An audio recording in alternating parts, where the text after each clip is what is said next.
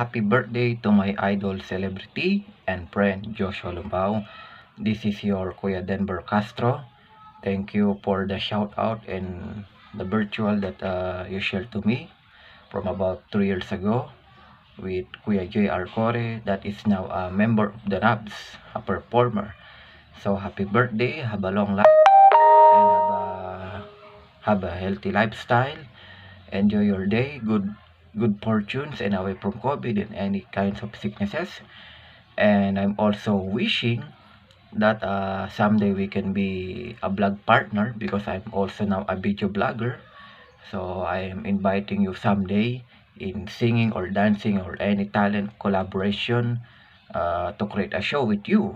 So just contact me here on my social media in Facebook and even in Instagram. So I chatted you there. So I hope you just received the messages that I sent. So happy birthday, and of course, thank you for the shout out that you created to me. And for through the years, I am watching your show in Itbulaga. So I'm wishing you came back again in performing, because Itbulaga is now a face-to-face.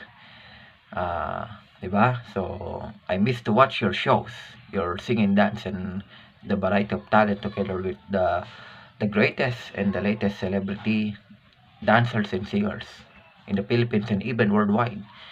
So good luck in your journey, and I keep on watching you also on some of your vlog. Happy birthday, Joshua.